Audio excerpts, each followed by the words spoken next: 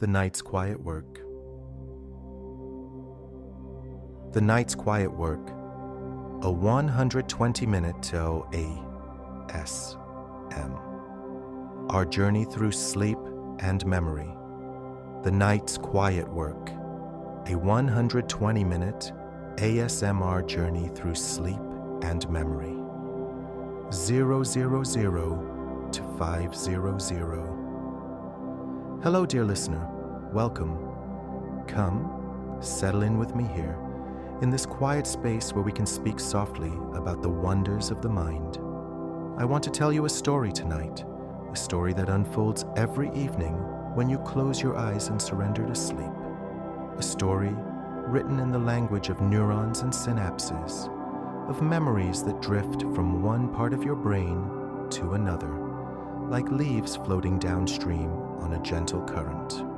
You see, for many years now, I have studied the sleeping brain, watched it work through the long hours of night, measured its rhythms and patterns, and what I have discovered fills me with something close to awe, because the brain does not rest when you sleep. Not truly, not in the way we might imagine rest to be, but instead, it begins a different kind of work, quieter perhaps, but no less profound, no less essential to who you are and who you will become. Let me begin at the beginning, with a simple question that has puzzled humanity for as long as we have been human. Why do we sleep at all? Why does consciousness need to fade each night? Why do we spend nearly a third of our lives in this strange state of reduced awareness? Vulnerable, still, seemingly unproductive. The answer, we now know, lies in memory itself, in the way experiences from your waking hours must be transformed, consolidated, woven into the lasting fabric of your mind. There is something deeply poetic about this, don't you think? That the mind must periodically withdraw from the world in order to fully absorb what the world has shown it. That learning requires not just experience, but also this mysterious interval of darkness and dreams, this nightly voyage into unconsciousness that allows the day's lessons to settle, to find their proper place, to become truly yours. Take a deep breath with me now. In through your nose, slowly, deeply, and out through your mouth, releasing any tension you might be holding. Good. 5 o'clock to 10 o'clock. Now, to understand what happens during sleep, we must first understand the architecture of memory in your brain, the way your mind organizes and stores the experiences that make you who you are. Your brain contains two great systems of memory, two libraries, if you will, and they work together in a delicate dance that has taken evolution millions of years to perfect. The first of these libraries is a small, curved structure deep within your temporal lobe called the hippocampus, named for its resemblance to a seahorse. And this seahorse-shaped region is your brain's rapid learning system, its immediate recorder, capturing new experiences with remarkable speed and efficiency throughout your waking day. When you meet someone new, when you learn a fact, when you find your way through an unfamiliar street, it is your hippocampus that seizes these experiences first, holding them in a kind of temporary storage, a provisional archive where memories remain fragile, easily disrupted, not yet permanent. But the hippocampus is small, and it cannot hold everything forever without becoming overwhelmed, saturated with information, unable to accept anything new. And so, there exists a second library, vast and distributed, spread across the outer surface of your brain in the layered sheets of the neocortex, those folded landscapes of gray matter where your lasting memories live, where knowledge becomes wisdom, where the temporary becomes permanent, where the self you were yesterday merges with the self you are today. to create the self you will be tomorrow. This transfer of information from hippocampus to neocortex, this migration of memories from temporary to permanent storage, is what we call systems consolidation. And here is the remarkable thing, the finding that has emerged from decades of careful research. This consolidation happens primarily, predominantly, almost magically, while you sleep. Breathe with me again. Let the air fill your lungs completely. Feel your chest expand, your belly rise, and release it all slowly, slowly, as if your breath itself were a wave receding from shore. 10 o'clock to 15 o'clock. The story of how we discovered this begins, as many scientific stories do, with curiosity and careful observation, with researchers in the 1990s who wondered what the brain might be doing during those long hours of apparent inactivity we call sleep. In 1994, two scientists named Matthew Wilson and Bruce McNaughton conducted an elegant experiment with rats, placing tiny electrodes in the animals' brains to record the electrical activity of individual neurons as the rats explored a maze during the day, learning its pathways, its turns, and dead ends, and then recording those same neurons again as the rats slept. What they discovered was astonishing. During sleep, the same neurons that had fired when the rat explored the maze fired again, and not just randomly, but in the same precise sequence, the same pattern, as if the rat's brain were replaying its daytime experience, practicing the maze again and again in the privacy of sleep. This was neural replay, and it was the first direct evidence that the sleeping brain actively rehearses, actively works with, actively consolidates the memories formed during waking hours. Since that groundbreaking discovery, we have found replay occurring throughout the mammalian brain, in the hippocampus of sleeping humans, in the visual cortex, in motor regions. Everywhere we look, we find this same phenomenon. The brain talking to itself, reviewing its lessons, strengthening the connections that matter, allowing experiences to deepen and stabilize. And what is truly beautiful about this process is its efficiency, because the replay happens faster than the original experience, compressed in time, so that a rat might replay in seconds what took minutes to explore, as if the brain were creating a highlight reel of the day, editing out the unnecessary moments, focusing on what truly mattered. This compression allows the brain to replay the same memory multiple times during a single sleep period, each replay strengthening the memory a little more, like a sculptor returning again and again to the same piece of stone, refining it with each pass, until what was once a rough shape becomes something lasting and defined. Another breath now, deep and slow. Notice how your body feels as you breathe, how your shoulders might soften, how your jaw might unclench. Breathe in peace, breathe out tension. 1500 to 2000. But sleep is not a uniform state, not a single unbroken stretch of unconsciousness. And understanding the different stages of sleep helps us understand how different types of memories are consolidated in different ways. When you first fall asleep, you descend through lighter stages into what we call slow wave sleep, also known as deep sleep, characterized by large, slow oscillations of electrical activity that roll through your brain like ocean swells, powerful and rhythmic and deeply restorative.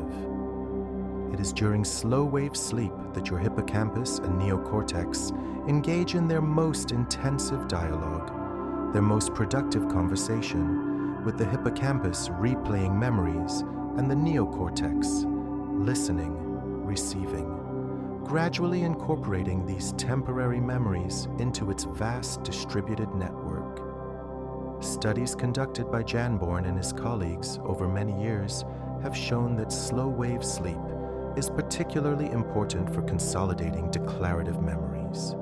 Those memories you can consciously recall and describe. Facts, events, experiences, the vocabulary you studied, the face of someone you met, the details of a story someone told you. In one beautiful experiment published in 1997, researchers had participants learn either word pairs or a finger-tapping sequence, then allowed some people to sleep during the early part of the night when slow-wave sleep predominates, while others slept only during the later part of the night when REM sleep is more abundant. Those who slept early, who got more slow-wave sleep, showed better memory for the word pairs, while those who slept late, who got more REM sleep, showed better memory for the motor sequence, suggesting that different stages of sleep preferentially consolidate different types of memories, that your brain knows somehow which stage is best suited for which task. And within slow-wave sleep itself, there are even finer structures, briefer oscillations called sleep spindles. These beautiful bursts of activity, lasting just a second or two, rising and falling like small waves within the larger swells, occurring 12 to 15 times per second. And these spindles, we have learned, are intimately involved in memory consolidation, because when you learn something new during the day, your brain produces more spindles during the following night, as if the brain were working harder, devoting more resources to the task of consolidation. Pause with me here. Breathe deeply once more. Feel the air moving through you, sustaining you, connecting you to this moment, to this space, to the quiet work of understanding. 20 hours to 25 hours. In 2002, a research team led by Stephen Geis discovered something remarkable about these sleep spindles. After people learned a list of word pairs, they measured the density of spindles during the subsequent night's sleep, and they found that those who had learned more, who had worked harder during the day, showed more spindles during the night, as if the brain were scaling its consolidation effort to match the demands placed upon it, devoting more of these rapid oscillations to cementing the day's lessons into lasting memory. And when other researchers looked at people with naturally higher spindle density, they found that these individuals showed better memory performance, better ability to recall what they had learned, suggesting that spindles are not just correlated with memory consolidation, but actively participate in it, perhaps by facilitating the communication between hippocampus and cortex, by creating windows of opportunity during which memories can most effectively transfer from temporary to permanent storage. But the slow oscillations, those large rolling waves of slow-wave sleep, they too have a role, and perhaps the most important role of all, because these slow oscillations appear to orchestrate everything else, to coordinate the timing of spindles and replay, to bring all the different rhythms of the sleeping brain into harmony. Imagine an orchestra with many instruments playing different parts, different melodies, and the slow oscillations are like the conductor, ensuring that everyone plays together, that the violins enter at the right moment, that the timpani sounds when it should, that all the separate elements combine into something greater than any could achieve alone. In 2006, Lisa Marshall and her colleagues tested this idea directly by using gentle electrical stimulation to enhance the slow oscillations in sleeping participants, boosting these waves without waking the sleepers. And when they tested memory the next day, they found that people whose slow oscillations had been artificially enhanced showed significantly better recall than those who slept normally, demonstrating that these oscillations are not merely associated with memory consolidation, but are actually causal, actually necessary, that strengthening them strengthens memory itself.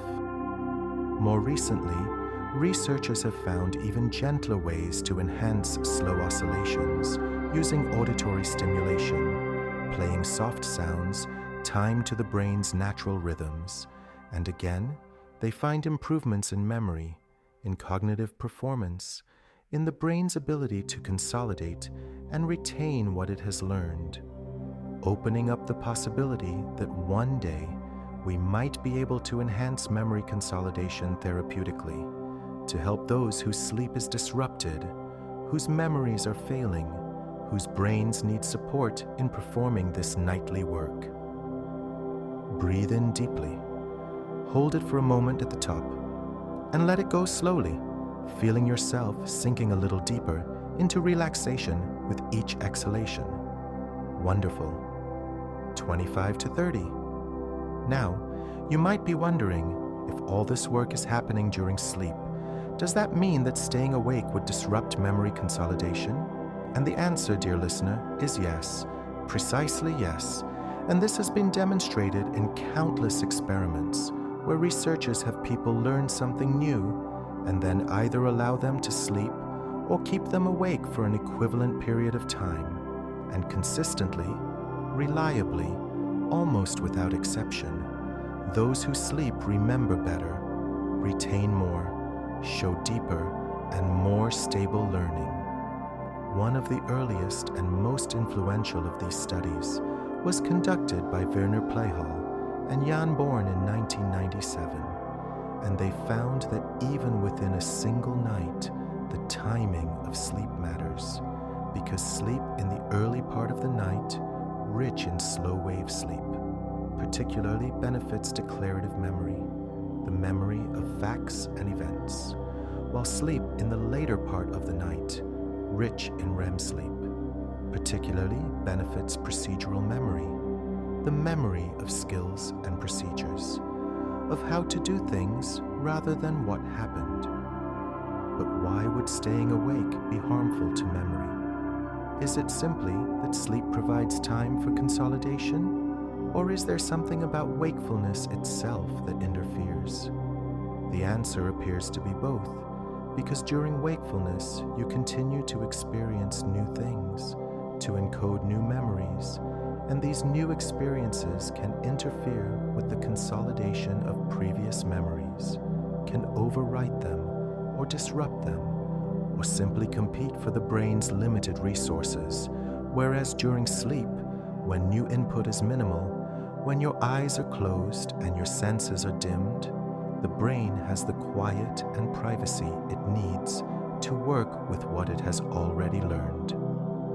Jeremy Ellenbogen and colleagues explored this in 2006, testing whether sleep protects memory simply by preventing new learning, or whether sleep actively does something that wakefulness cannot, and they found evidence for both.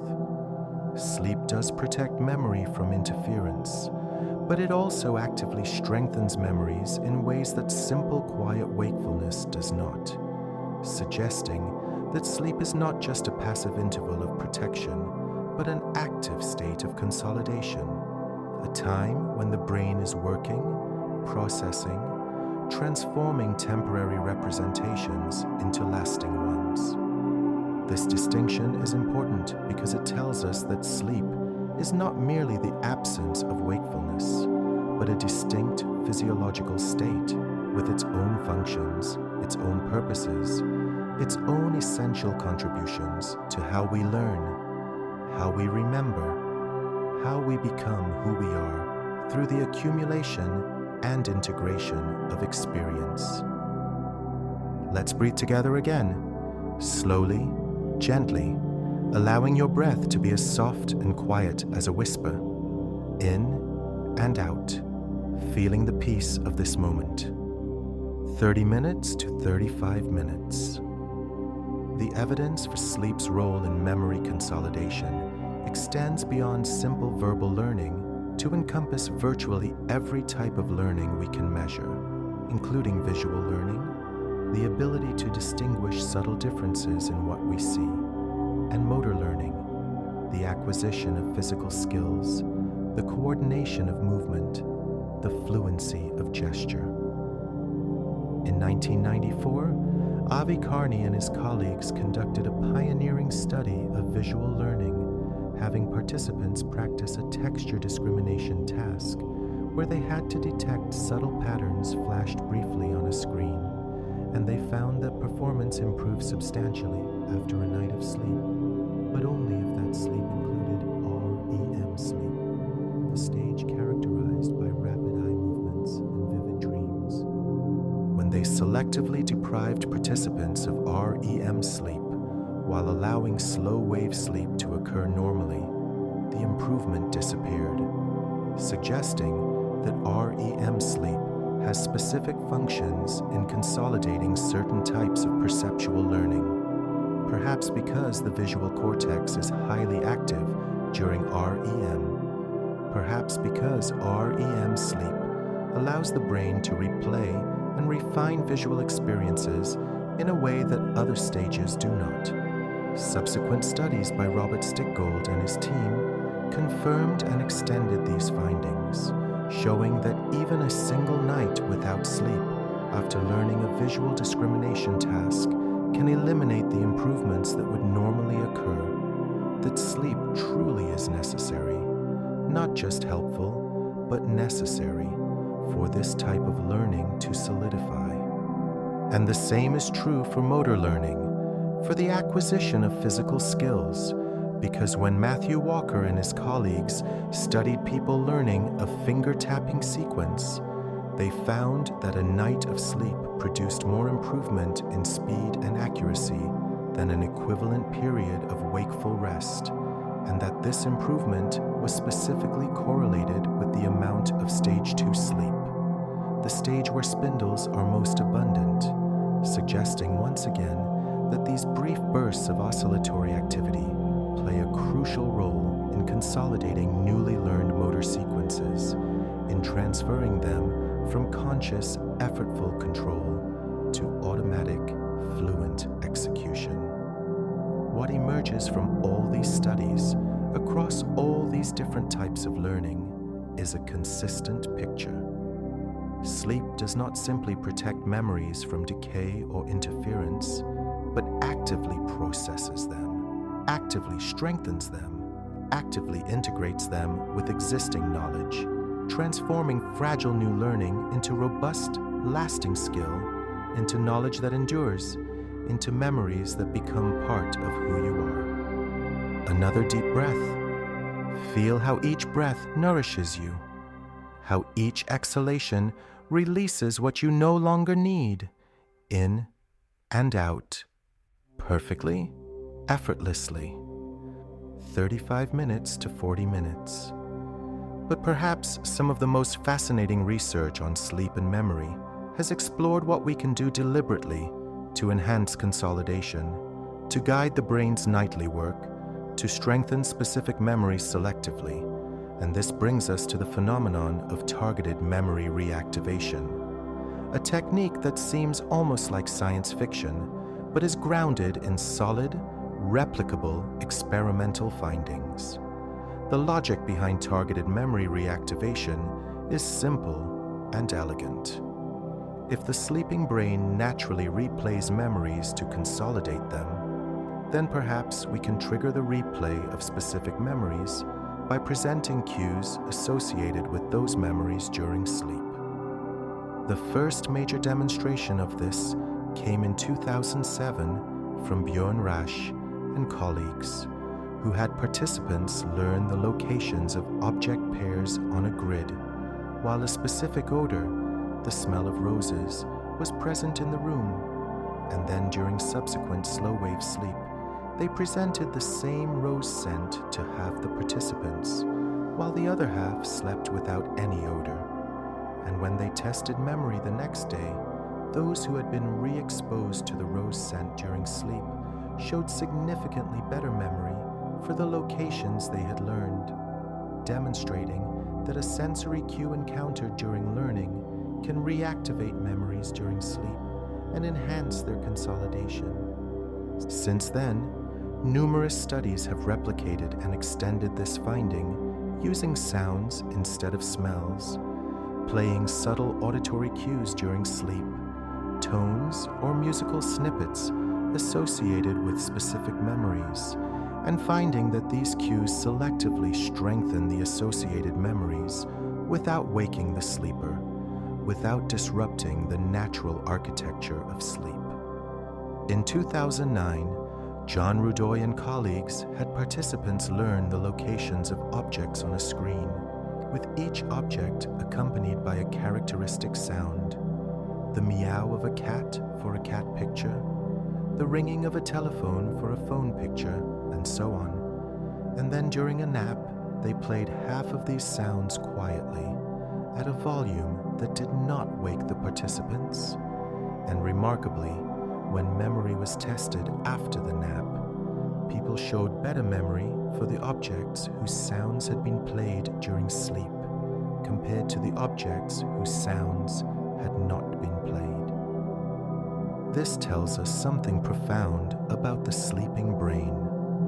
It is not completely cut off from the external world, not entirely unreachable, but remains capable of processing certain kinds of information, of responding to environmental cues, of being guided in subtle ways that can shape what is remembered and what is forgotten, what becomes strong and what fades away. Breathe deeply with me now. Imagine that with each breath you are drawing in calm, drawing in peace, drawing in the quiet satisfaction of understanding. And with each exhalation, you release confusion, release tension, release anything that does not serve you.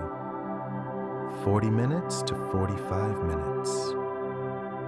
The implications of targeted memory reactivation extend far beyond the laboratory, because if we can selectively strengthen memories during sleep, then perhaps we can help students learn more efficiently, help therapists treat anxiety and trauma by weakening fearful associations or strengthening positive ones, help people recover from brain injury by supporting the consolidation of rehabilitation exercises, help elderly individuals maintain cognitive function by enhancing the consolidation of daily experiences.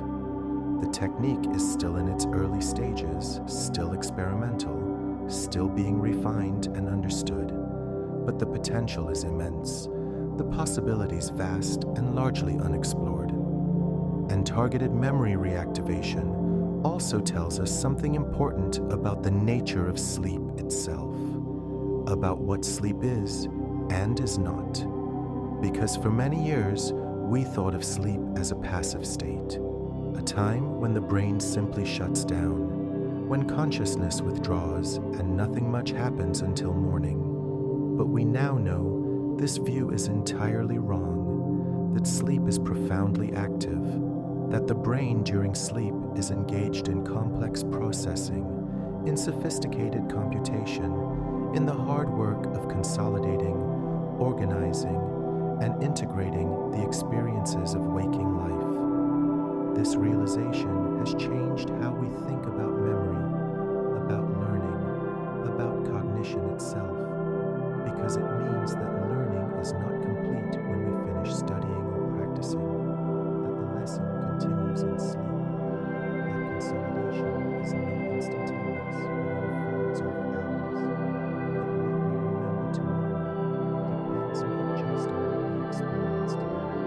but also on how well we sleep tonight, on whether we give our brains the time and conditions they need to complete this essential work. And this brings me to another dimension of memory consolidation during sleep, which is that not all memories are treated equally by the sleeping brain.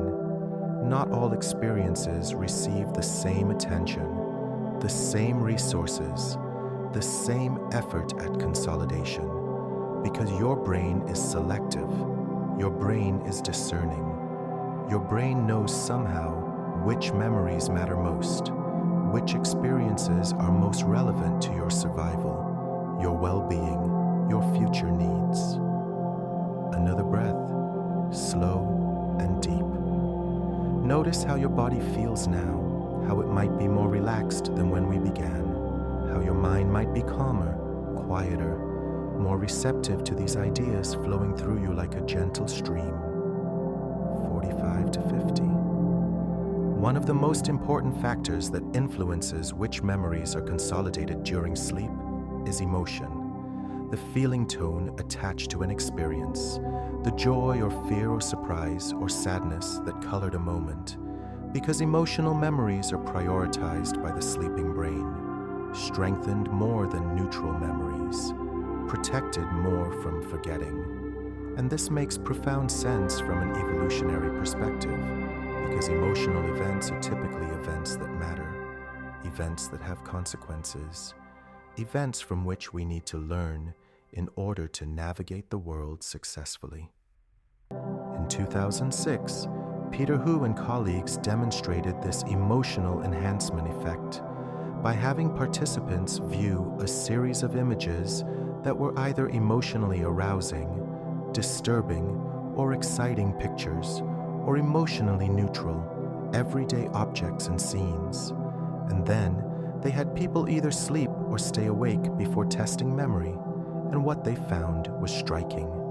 Sleep enhanced memory for both neutral and emotional images, but the enhancement was significantly greater for emotional images, suggesting that sleep preferentially consolidates emotional experiences, giving them priority, making them more likely to be remembered later. Jessica Payne and colleagues extended this work by showing that sleep doesn't just consolidate emotional memories wholesale, but actually extracts and preserves the most emotionally salient elements of complex scenes while allowing less important background details to fade, sharpening the memory, focusing it, making it more efficient and more useful. If you see something frightening or beautiful, sleep helps you remember the central, emotionally important aspect of what you saw while letting peripheral details drop away.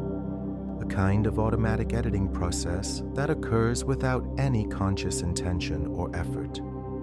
But sleep's relationship with emotional memory is even more subtle than simple enhancement, because sleep, particularly REM sleep, also appears to process the emotional tone of memories, to reduce their emotional intensity while preserving their content, to help us remember what happened without being overwhelmed by how it felt.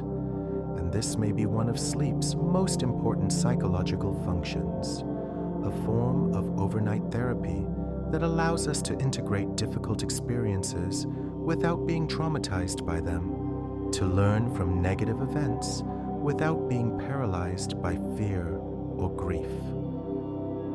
Breathe with me. In through your nose, filling your lungs completely. Hold for just a moment, and out through your mouth, releasing everything, letting go completely. Beautiful. 50 minutes to 55 minutes. Ulrich Wagner and his colleagues published a remarkable study in 2006 showing that even a brief period of sleep after learning emotional material can protect those memories for years, that the consolidation that occurs during sleep is not temporary or fragile, but creates lasting changes in the brain, enduring representations that can persist across months and years.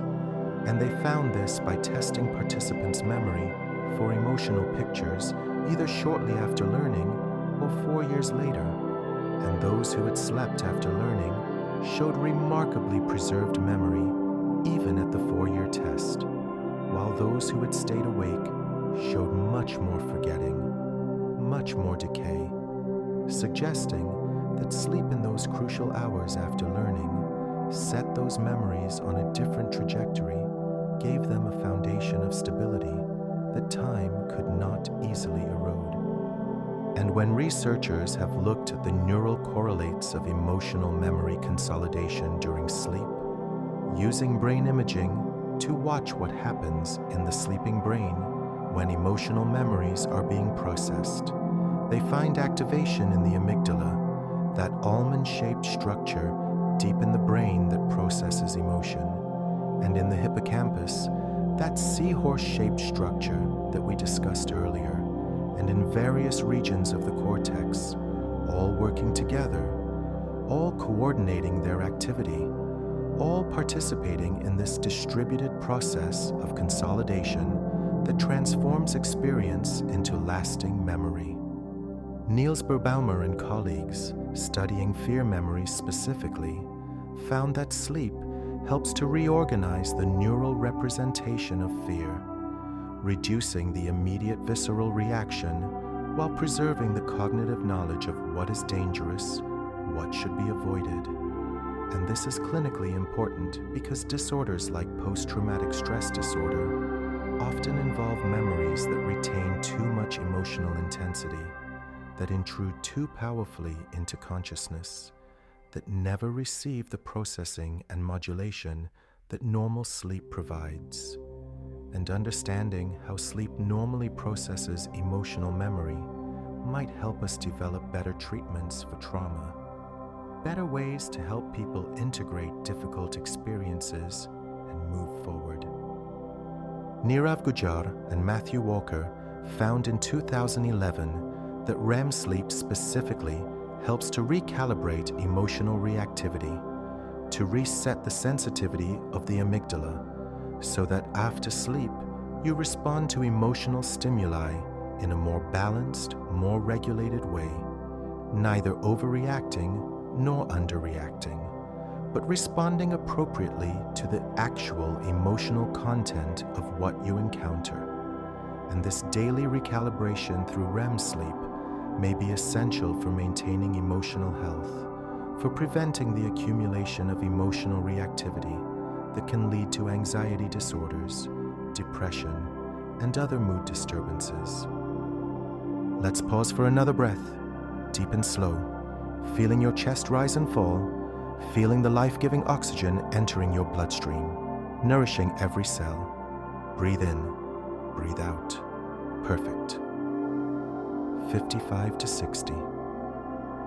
Now, I want to take a moment to address a question that often arises when people hear about the importance of sleep for memory consolidation, which is, does it have to be nighttime sleep, or can shorter periods of daytime sleep, naps, provide similar benefits?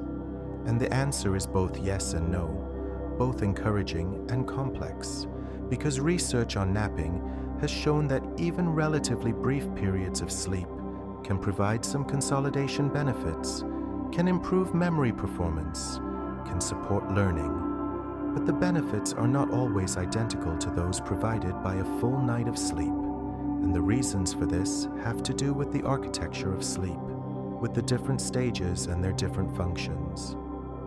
Sarah Mednick and colleagues published an influential study in 2003 showing that a 60 to 90-minute nap containing both slow-wave sleep and REM sleep provided memory benefits comparable to a full night of sleep for certain types of perceptual learning, demonstrating that it is the presence of these specific sleep stages, not necessarily the total duration of sleep or its timing, that matters most for consolidation.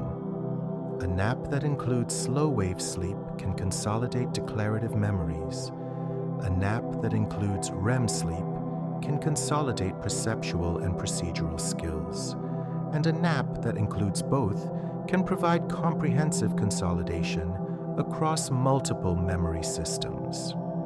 However, shorter naps, those lasting only 20 or 30 minutes, typically contain only light sleep, stage 2 sleep with its characteristic spindles, and while these naps can provide some benefit, can improve alertness and mood, can even support some degree of memory consolidation through spindle-mediated processes, they do not provide the full range of consolidation that occurs during longer sleep periods with deep slow-wave sleep and extended REM periods. This is important to understand because while naps can be beneficial, they are not a complete substitute for nighttime sleep, not a way to chronically shortchange your nightly rest without consequences.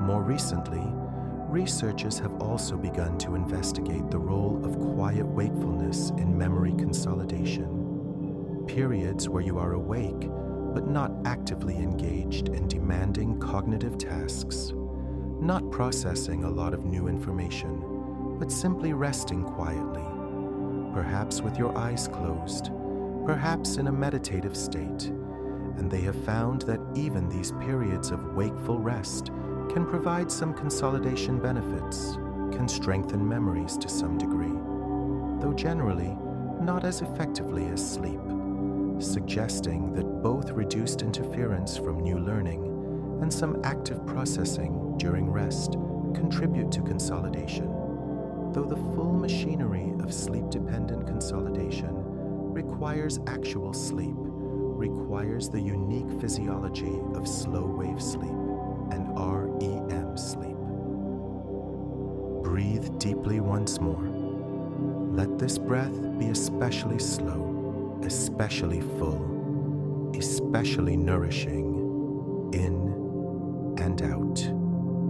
Feeling yourself completely supported in this moment, completely safe, completely able to relax and learn. 60 minutes to 65 minutes. As we pass the hour mark in our journey together through the science of sleep and memory, I want to take us deeper into the mechanisms, deeper into the cellular and molecular processes that underlie the phenomena we have been discussing. Because understanding not just what happens during sleep, but how it happens, what changes occur in the brain at the level of individual neurons and synapses, gives us a richer, more complete picture of this remarkable process. At the most fundamental level, memory involves changes in the strength of connections between neurons, changes in synapses, those microscopic junctions where one neuron communicates with another through the release of chemical neurotransmitters. When you learn something, when you have an experience, specific patterns of neurons fire together, and the synapses connecting those neurons strengthen, according to a principle that neuroscientists express in the phrase, neurons that fire together wire together, meaning that coincident activity leads to synaptic strengthening, to long-term potentiation, to the laying down of a physical trace in the brain structure. This is learning at the cellular level, and it is a beautiful and elegant mechanism, refined over millions of years of evolution to be fast, flexible, capable of rapidly adapting to new information, new challenges, new environmental demands. But here is the problem. If synapses only strengthened, never weakened, the brain would quickly become saturated with connections, overgrown like a garden left untended, unable to form new memories because all the available synaptic strength would already be used up, committed to existing connections, leaving no capacity for further change. This is known as the saturation problem, and it is a fundamental challenge for any learning system, biological or artificial, how to remain plastic, remain able to learn without becoming saturated, without losing the ability to adapt to new information. And this is where sleep comes in, where the cellular functions of sleep become crucial, because during sleep, particularly during slow-wave sleep, there is a widespread downscaling of synaptic strength throughout the cortex, a reduction in the size and number of synaptic connections, and this downscaling is not random but selective, preserving the strongest, most important connections while weakening less important ones, essentially pruning the garden. making room for tomorrow's growth while keeping the most important plants, the most valuable memories. Another deep breath together. Breathe in calm, breathe out tension. Feel how your breathing has perhaps become slower, deeper, more natural as we have been speaking. In, out. Wonderful. 65 minutes to 70 minutes. This idea, called the synaptic homeostasis hypothesis, was developed primarily by Giulio Tononi and Chiara Cirelli, and it proposes that sleep serves a fundamental homeostatic function, restoring balance to synaptic strength, preventing saturation, maintaining the brain's ability to learn and adapt. And the evidence for this hypothesis comes from multiple sources, from measurements of synaptic size and number that show consistent decreases during sleep, from molecular markers of synaptic strength that decline during sleep, from computer simulations that show how periodic downscaling can improve learning and prevent saturation. The hypothesis also explains several puzzling features of sleep, such as why we feel mentally refreshed after sleep, why cognitive performance improves, why creativity increases, because downscaling creates space, creates capacity, creates opportunities for new connections to form, for new patterns to emerge, for new insights to arise. It explains why sleep deprivation leads to impaired learning, because without the downscaling that sleep provides, synapses remain saturated, unable to change sufficiently to encode new information, unable to adapt to new demands.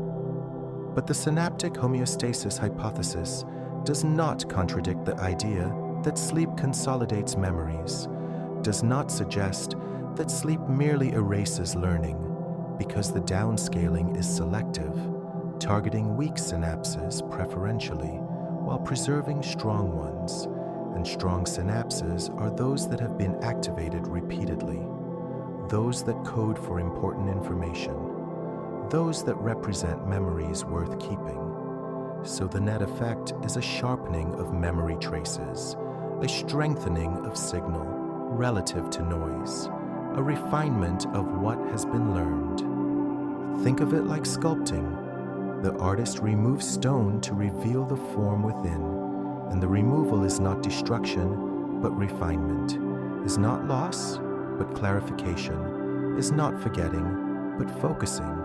And similarly, sleep removes unnecessary synaptic connections to reveal the essential patterns, the important memories, the lasting lessons that deserve to be preserved. This is one of the most elegant aspects of sleep's function, this dual nature, simultaneously consolidating and refining, simultaneously strengthening and pruning, simultaneously building up and breaking down in service of the same ultimate goal, creating a memory system that is both stable and flexible, both persistent and adaptive. Breathe with me, deep into your belly, feeling it expand and release completely, feeling all the air leave your lungs, again, in and out, allowing each breath to deepen your understanding, to deepen your relaxation. 70 minutes to 75 minutes. At the molecular level, sleep involves changes in the expression of thousands of genes, in the production and degradation of proteins, in the availability of neurotransmitters and neuromodulators, all orchestrated in complex patterns that differ between waking and sleeping, between slow-wave sleep and REM sleep, between early night and late night, and these molecular changes support the cellular processes of consolidation and homeostasis, providing the raw materials for synaptic modification, for the strengthening of important connections and the weakening of unimportant ones. Ted Abel and colleagues have shown that sleep is necessary for certain molecular processes critical to memory formation, including the synthesis of new proteins required for long-term synaptic changes, and that sleep deprivation disrupts these processes, prevents the molecular consolidation of memory, leaves synapses unable to undergo the stable modifications that lasting memory requires. During sleep, the brain increases production of proteins involved in synaptic plasticity, in the structural modification of neurons, in the maintenance and growth of dendrites and axons, all the cellular machinery that memory depends upon. And there are specific neuromodulators, chemicals that don't directly cause neurons to fire, but modulate their excitability, their responsiveness, their plasticity. And these neuromodulators change dramatically between waking and sleeping, with acetylcholine high during waking and REM sleep, but low during slow-wave sleep, with norepinephrine and serotonin high during waking, but low or absent during REM sleep. And these changing chemical environments create different contexts for synaptic modification, different opportunities for different types of consolidation, different windows where different memory processes can occur. The low acetylcholine during slow-wave sleep may facilitate the transfer of information from hippocampus to cortex, may reduce interference from ongoing sensory input, may create conditions optimal for the replay and consolidation of declarative memories, while the unique neurochemical environment of REM sleep, with high acetylcholine but low norepinephrine, may facilitate the emotional processing we discussed earlier, the reduction of emotional intensity, the integration of emotional experiences without overwhelming fear or distress.